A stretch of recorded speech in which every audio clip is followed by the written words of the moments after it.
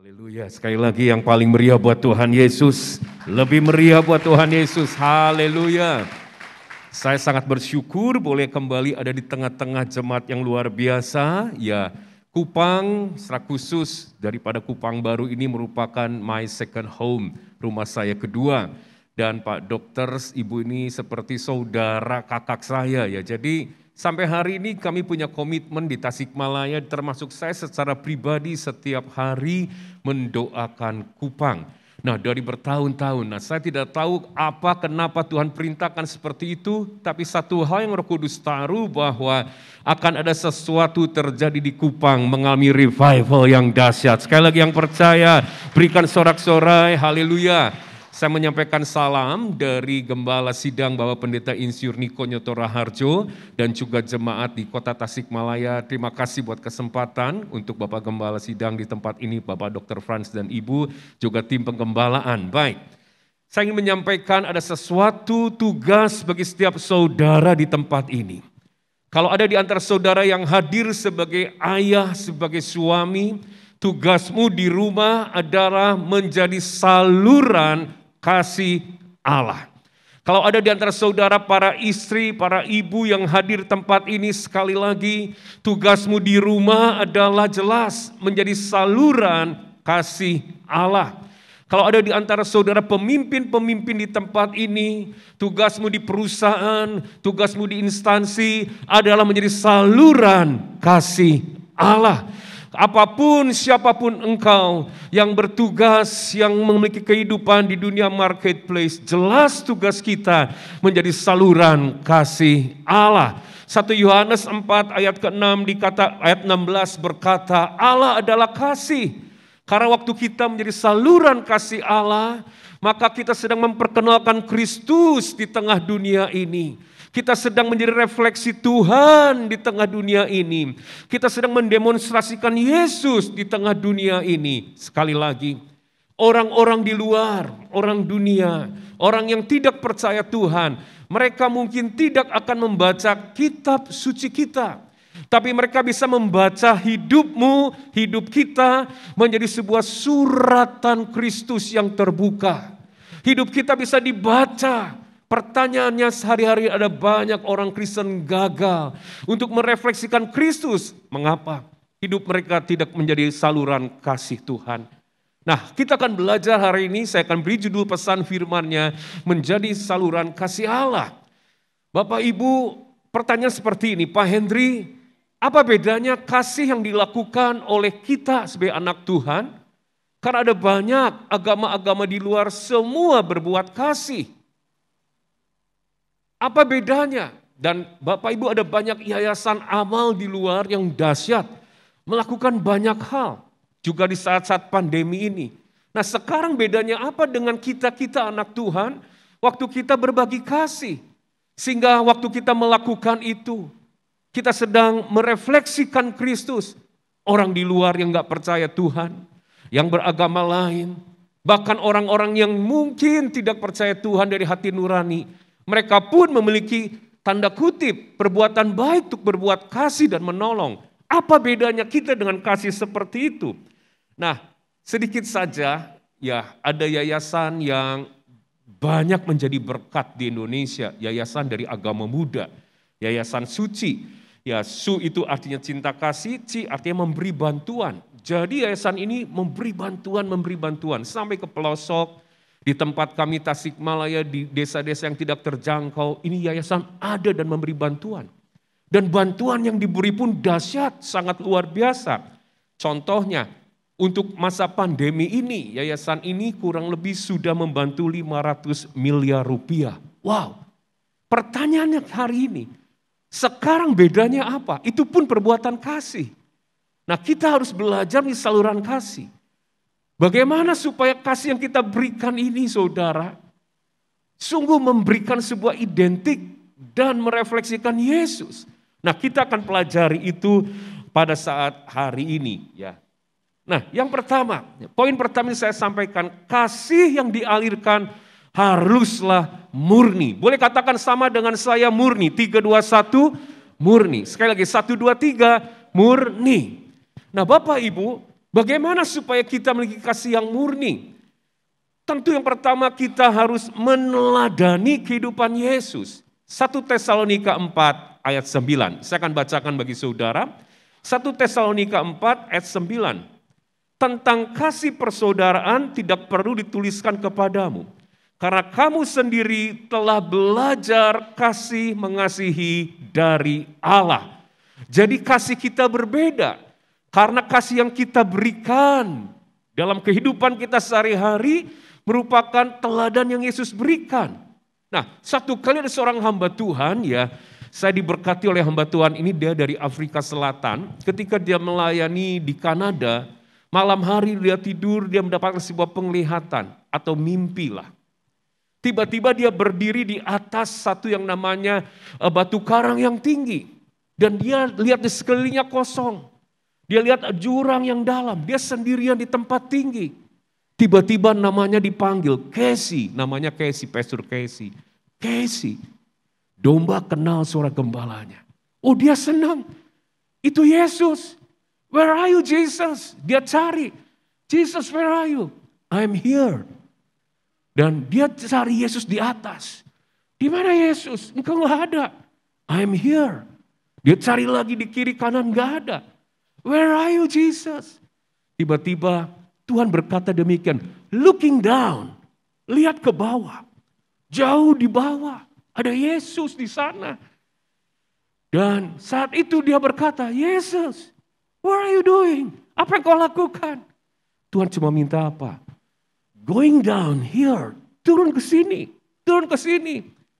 Casey berkata, saya nggak bisa. It is too low, terlalu bawah. Satu statement yang Yesus ungkapkan dan itu membuka hati saya. Yesus berkata demikian, bukan too low, terlalu bawah, but you are too high, going down to my level. Turun ke levelku. Banyak orang Kristen tidak bisa meneladani Yesus. Kenapa? Karena akunya terlalu tinggi. Saudara, banyak pemimpin, gembala, atau siapapun. Ya, sehingga tidak murni kasihnya. Kenapa? Kedagingannya terlalu kuat, akunya terlalu besar. Sehingga kita seringkali saudara mendengar ada istilah, oh engkau merendahkan harga diriku. Kita sering mendengar ada istilah, mau ditaruh di mana? Mukaku. Kita sering mendengar ada istilah, engkau menginjak-injak perasaanku. Kita sering mendengar ada istilah, engkau mencuri membuang waktuku. Kita sering mendengar istilah bahwa engkau tidak menghargai pengorbananku. It's all about aku, I, me, myself. Aku yang terlalu gede. Keakuan ini membuat kasih kita tidak pernah bisa murni. Bahkan Yesus berkata, engkau too high, engkau terlalu tinggi gereja. Going down to my level. Turun ke levelnya Tuhan. Apa yang sudah Yesus teladan dalam kehidupannya. Yohanes 13. Ketika Bapa menyerahkan semuanya kepada Tuhan. Justru Tuhan mengambil kain lenan. Dia membasuh kaki murid-murid termasuk Yudas yang akan menjualnya. Itulah keteladanan Kristus. Dia menanggalkan semuanya. Filipi 2 ayat 5 sampai ayat 8 berkata demikian. Hendaklah kamu dalam hidupmu bersama menaruh pikiran dan perasaan yang terdapat dalam Kristus Yesus. Seperti apa? Ayat 6. Walaupun dalam rupa Allah tidak menganggap kesetaraan dengan Allah itu sebagai milik yang harus dipertahankan. Melainkan telah mengosongkan dirinya sendiri, mengambil rupa seorang hamba dan menjadi sama seperti manusia. Dengar gereja Tuhan, kita harus hari-hari ini menjadi saluran kasih Allah. Syaratnya kasih yang murni. Ayo musuh kemurnian keakuan. Terlalu banyak kita sering berbicara. Harga diriku, perasaanku, mukaku, waktuku. Tapi saya katakan lihat Yesus, dia tanggalkan semuanya. Dia mengambil rupa seorang hamba. Tuhan sedang menunggu ada orang-orang di tempat ini yang mau berperilaku seperti Yesus. Memiliki kehambaan, merendahkan dirinya. Tidak berbicara soal I, me, myself. Kita lupakan itu. Yohanes 3:30, He must increase, dia harus semakin bertambah. I must decrease, selalu semakin turun. Dan kalau kita lakukan itu, saya percaya kita akan alirkan sesuatu yang murni kasih dari Tuhan. Tepuk tangan yang paling meriah buat Tuhan Yesus, haleluya. Wah Pak Henry, ini gak mungkin, ini kelas dewa. Mana bisa kita seperti itu, kita masih manusia. Benar. Halo, saya masih berbicara di depan manusia kah? Oh, di sebelah belakang mungkin ada malaikat, saudara. Kita masih manusia, kita masih ada lapar, ada harga diri, ada perasaan. Jangan coba-coba injak perasaanku. Engkau membuang waktuku, kau gak pernah hargai pengorbananku. Kau melukai hatiku, ku. Selama gereja Tuhan masih berbicara aku, tidak ada yang murni. Yesus menanggalkan semuanya, itulah love, itulah kasih yang berbeda. Kita nggak berbicara namaku, kita nggak berbicara denominasiku, kita nggak berbicara tentang cita-citaku. Yang kita bicarakan tentang Tuhan yang sudah mengorbankan nyawanya, datang bagi kita, menyelamatkan kita, mati di kayu salib. Kemurnian, mana mungkin Pak Henry? Gak bisa, kita masih manusia daging. Oh Roma 8, jangan lupa ayat 37. Di dalam Yesus kita lebih dari pemenang. Kita lebih dari pemenang. Kan ada lagunya, betul saudara? Kita lah umat pemenang, lebih dari pemenang. Banyak lagunya. Banyak orang Kristen sering berpengertian, kita lebih dari pemenang hanya dibatasi dalam konteks melawan masalah, melawan sakit penyakit, melawan namanya mungkin juga pergumulan. Yes, tetapi kalau Anda baca di konteks Roma pasal 8, konteksnya berbicara lebih dalam daripada itu. Contoh, ada satu orang petinju terkenal di dunia, juara dunia dari Filipina, Manny Pacquiao. Satu kali dia bertinju, bertanding, buk. Istrinya nonton di rumah. Waduh, ketika sang suami kena pukulan, waduh, sakit sekali hati istrinya. Sampai babak belur, lihat suaminya saudara, Manny Pacquiao dari Filipina, berdarah-darah. Tapi tiba-tiba satu tonjokan Manny Pacquiao kepada muka musuh, rahang musuh, buk. KO, Manny Pacquiao juara. Senang sekali istrinya, suaminya juara. Pendek cerita, pulang ke rumah, Manny Pacquiao datang, istrinya sambut, dipeluk istrinya. Dipeluk juga Manny Pacquiao oleh istrinya. Dan istrinya berkata, kamu juara suamiku, kamu pemenang suamiku. Tiba-tiba setelah itu, istrinya buka tangan. Karena hasil kemenangan Manny Pacquiao dia dapat cek. Istrinya buka tangan ngomong apa? Mana ceknya, saudara? Oke. Saya katakan Manny Pacquiao pemenang, dia juara. Tapi istrinya lebih dari pemenang. Istrinya lebih dari pemenang. Paham? Itu yang dikatakan dalam Roma pasal 8, saudara, ayat ketiga.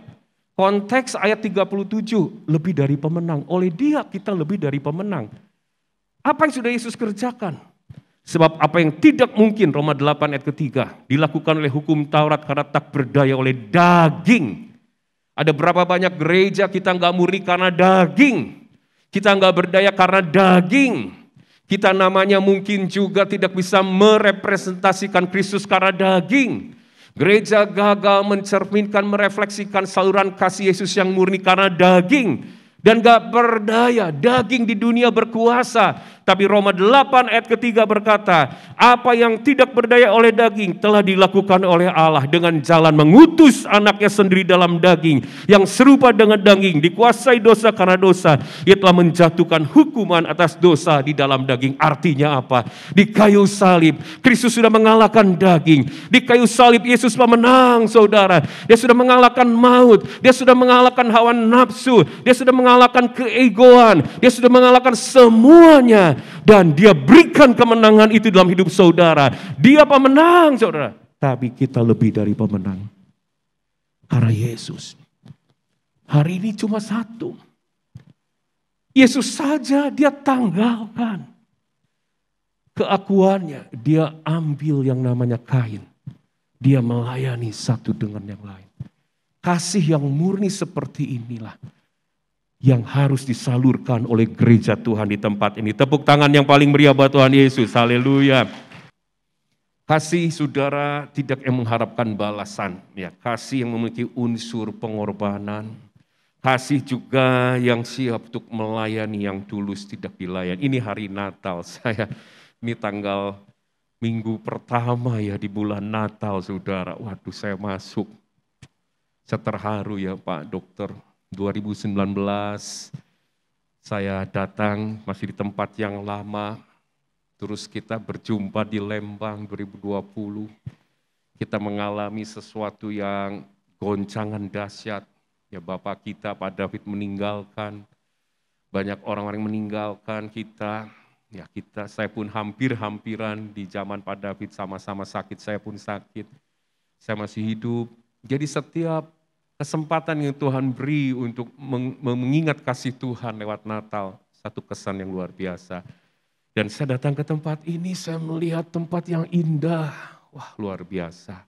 Saya melihat yang namanya ada pohon Natal kamu juga. Waduh saya ini mulai masuk bulan Natal. Luar biasa kasih Tuhan. Satu pesan yang saya dapat ketika saya melihat ini. Perkenanannya, kasih karunia-Nya, kasih anugerahnya. Sangat-sangat besar terhadap jemaat di sini. Tepuk tangan yang paling meriah. Sangat besar, saudara. Saudara masih di sini, masih hidup. Kita bisa menyaksikan Tuhan. Ini yang percaya, yang bangun bukan Pak Dokter dan tim ya, Pak Thomas dan teman-teman, bukan. Ini yang bangun Tuhan Yesus loh. Ini gerejanya Tuhan Yesus. Kasihnya besar. Ayo kita belajar di saluran kasih. Murni lah, kita harus murni. Nggak ada akunya, yang ada Yesus. Amin. Jangan Tuhai terlalu tinggi kita, rendahkan. Yesus aja ada di bawah, masa kita mau ada di atas, saudara? Going down to my level, turun ke levelnya Tuhan. Banyak orang ingin ikut Tuhan tuh naik, sukses, diberkati, terus naik, aku. Tapi kasih gak bisa begitu. Kasih yang murni itu going down, turun ke levelnya Tuhan. Tanggalkan semua, jadi hamba. Gereja ini harus jadi hamba bagi kota ini. Para suami harus jadi hamba di rumahnya, istri jadi hamba untuk melayani satu dengan lain. Kemurnian, saling pengampunan. Haleluya. Baik, berikutnya yang kedua saudara. Saluran kasih Allah, maka kita harus yang namanya belajar. Kasih yang dialirkan haruslah merupakan hasil hubungan yang dalam dengan Tuhan Yesus. Kita nggak bisa berbuat kasih, banyak orang pun berbuat kasih di luar. Sama saudara. Bahkan kita mungkin kalah pengorbanan mereka, gempa Cianjur, semua berlomba, berbagai agama dia datang memberikan kasih. Ya memberikan bantuan, bedanya apa? Yang bisa kita lakukan untuk menyatakan Kristus, karena Yesus kan segera datang. Saudara, perbuatan kasih yang kita lakukan haruslah merupakan hasil hubungan yang dalam dengan Yesus. Artinya karena kita punya hubungan yang dalam dengan Yesus, kita berbuat kasih. Beberapa bulan lalu kami membuat sumur bor di rumah. Kami bertanya kepada tukang sumur bor berapa per meter untuk menggali. Sekian, wah cukup mahal. Perkiraan Bapak berapa meter kami bisa mendapatkan air yang bersih? 5 meter cukup Pak. Oke, deal, dia kerja di bor 5 meter. Pas 5 meter masih kotor airnya. Ya. Gak tahu di Kupang ada bajigur nggak? Di Bandung ada bajigur Pak. Bajigur tahu ya, bajigur ya. Itu ya, warna coklat tuh ya. Warna coklat, air santan, pakai gula merah. Nggak ada bajigur bening saudara, itu coklat. Bajigur enak. Ini ketika kami melihat 5 meter, udah Pak selesai sesuai pembayaran 5 meter sampai di sini. Loh, yang kami dapat tuh kayak air bajigur saudara. Gimana kami bisa hidup di rumah ini? Oh kalau Bapak mau lebih bening, kami harus gali lebih dalam. Berapa dalam Pak? Kami minta jaminan. Nggak tahu. Yang penting sampai ketemu batu. Batu, iya, batu karas. Batu cadas, kalau udah ketemu di situ airnya bening. Oke, deal. Dia gali 10 meter, bayar tambah mahal. Masih keruh. Gali 15 meter, tambah mahal, masih keruh. Waduh, udah tanggung dalam nih. Gali, deeper, lebih dalam.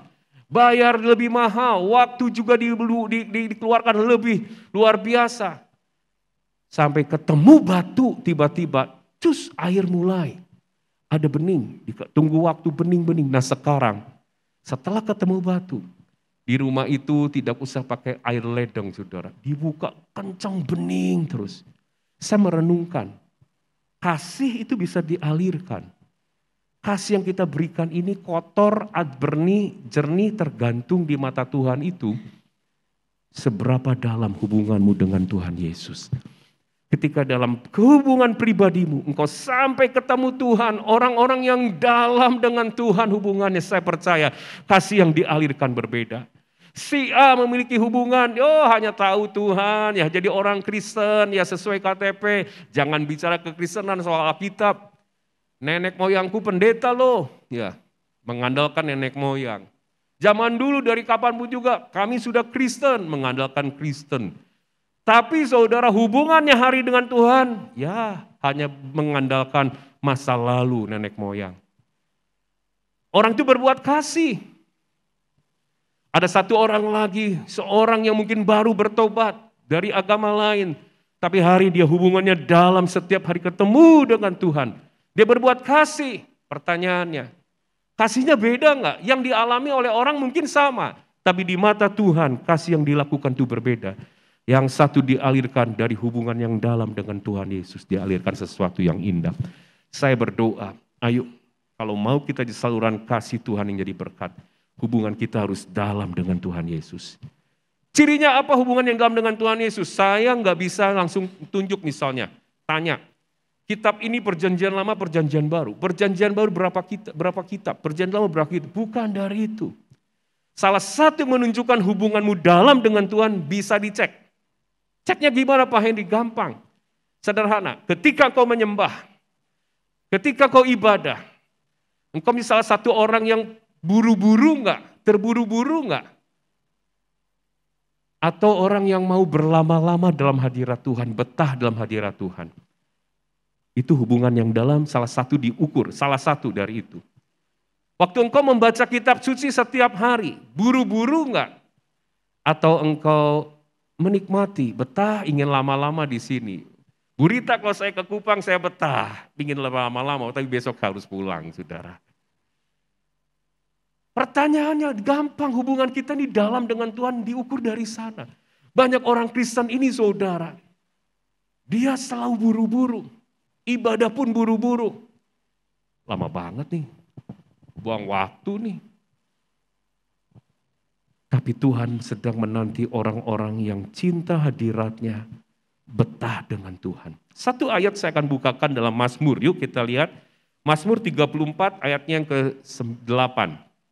Ayat ini ngomong begini, kecaplah dan lihatlah ya betapa baiknya Tuhan itu. Saya ulangi, siapa yang mau melihat kebaikan Tuhan, lambaikan tangan saudara. Ayat ini mengajarkan satu hal yang dalam. Lihat sebentar. Kalau Anda bisa mengecap Tuhan, Anda akan melihat kebaikan Tuhan dalam hidupmu. Anda bisa mengecap Tuhan, Anda akan lihat kebaikan Tuhan dalam keuanganmu. Anda bisa mengecap Tuhan, Anda akan melihat kebaikan Tuhan bagi rumah tanggamu. Banyak orang tidak bisa melihat kebaikan Tuhan karena dia tidak bisa mengecap Tuhan. Arti kata mengecap, saudara, di dalam bahasa aslinya seperti orang minum kopi. I am coffee lover. Ya, saya senang kopi. Orang minum kopi kayak gimana? Beda. Ketika orang minum kopi, secangkir kopi, berlama-lama. Saya baca Alkitab sambil minum kopi,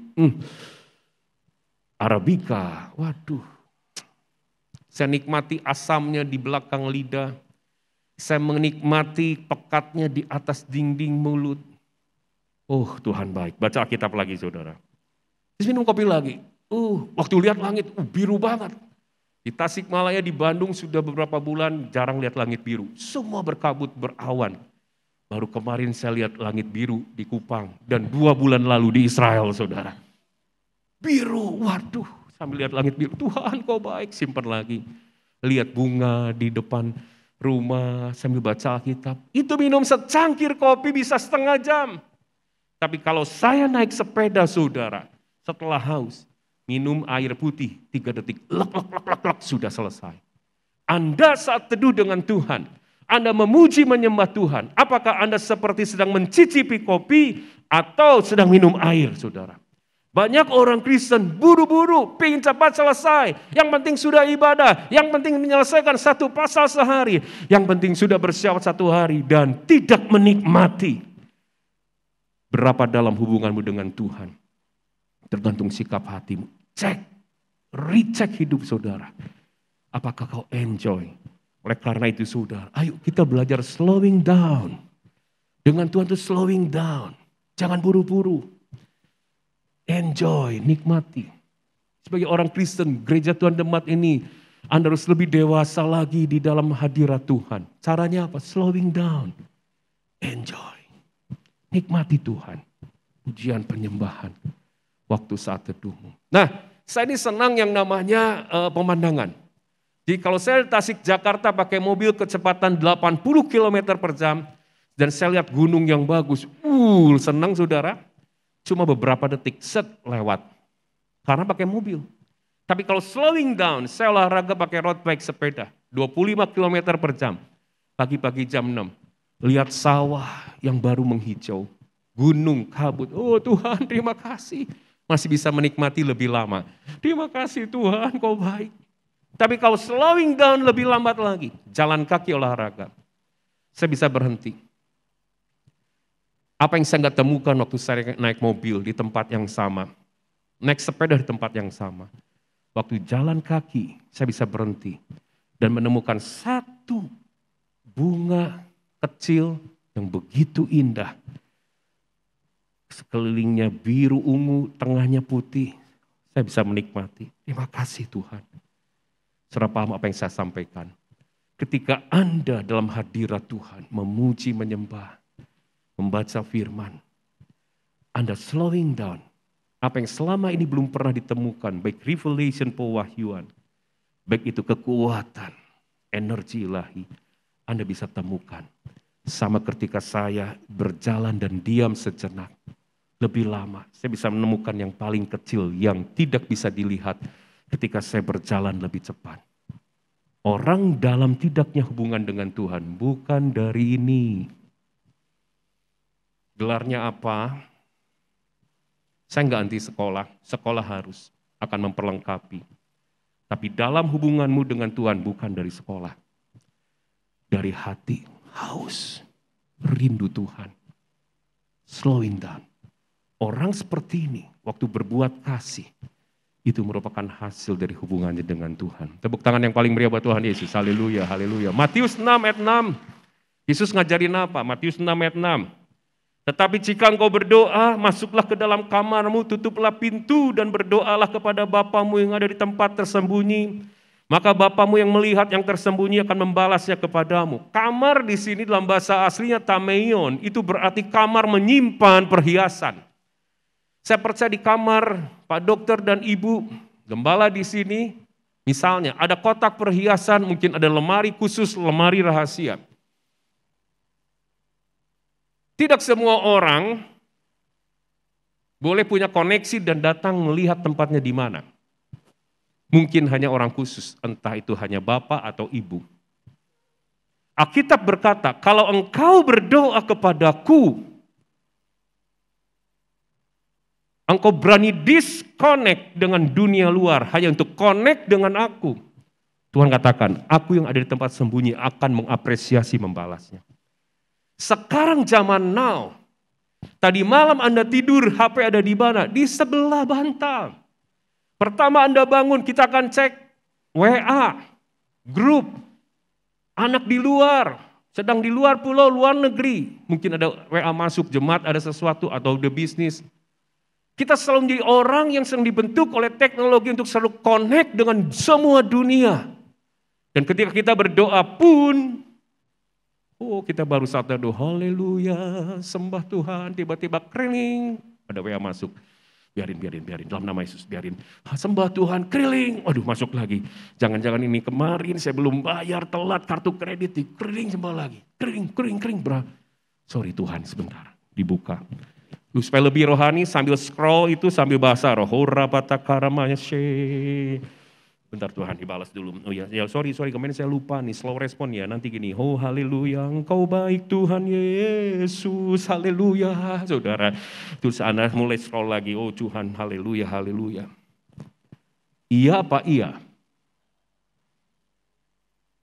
Orang yang dalam dengan Tuhan dia akan hargai. Kenapa Yonggi Cho diberkati? Pendeta Korea yang sudah almarhum. Waktu dia berdoa, dia tutup pintu, disconnect. Bukan hanya pintu, berbicara pintu, hati, pikiran hanya Tuhan. Dia hargai Tuhan. Itu orang yang dalam. Salah satu ukurannya.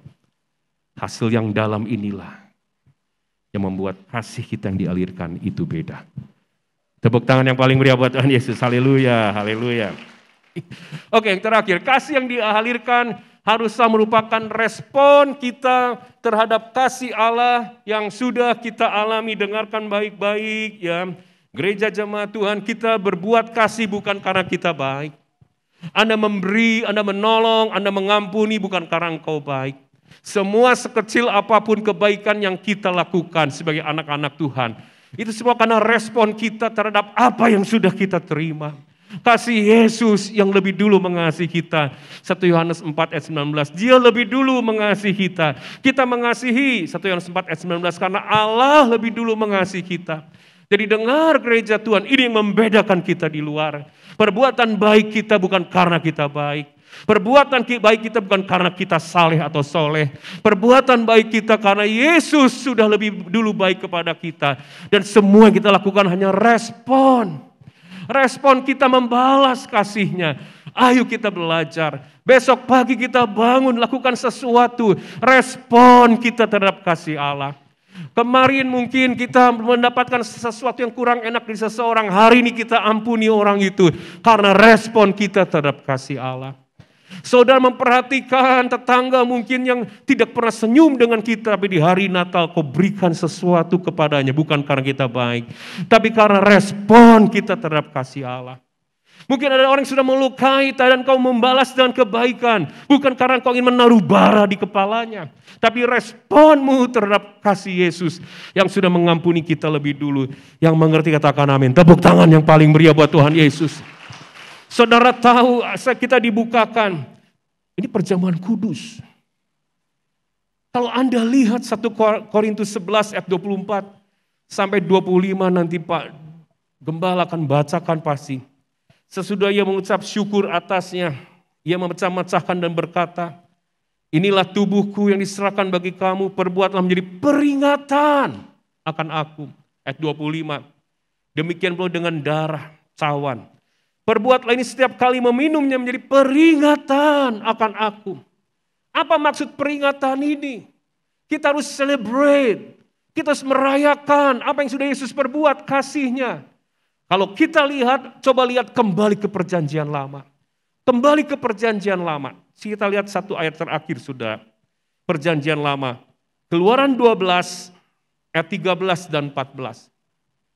Peristiwa ketika Mesir mendapatkan tulah, darah domba dioleskan ke setiap yang namanya palang pintu atau tiang pintu dari rumah itu.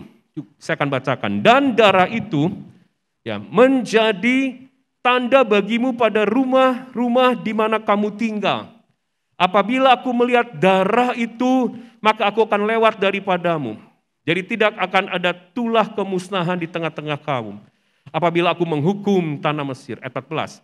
Hari ini akan menjadi hari peringatan bagimu. Kamu harus merayakannya. Sebagai hari raya bagi turun-temurun. Kamu harus merayakannya sebagai ketetapan untuk selama-lamanya. Lihat sebentar ke depan. Tuhan hanya untuk darah yang menebus, itu darah domba. Di zaman Mesir, dioleskan. Tuhan hargai dan ngomong, kamu harus buat peringatan. Dan rayakan itu turun-temurun. Dari hal ini, ayo kita lihat apa yang Yesus katakan. Ini darahku, tubuhku. Buatlah jadi peringatan. Gereja, kita harus celebrate, merayakan itu. Dengan cara apa? Dengan cara apa? Semua perbuatan baik kita, kasih kita. Bukan karena kita baik. Tapi sebagai cara kita merayakan, membalas, respon terhadap kasih Yesus Kasih Yesus yang dahsyat atas diri dan hidup kita. Berapa banyak yang sepakat kasihnya berlimpah-limpah atas diri kita, angkat tangannya tinggi-tinggi. Taruh di dada. Katakan Tuhan Yesus. Katakan Tuhan Yesus. Kasih-Mu dahsyat bagi saya.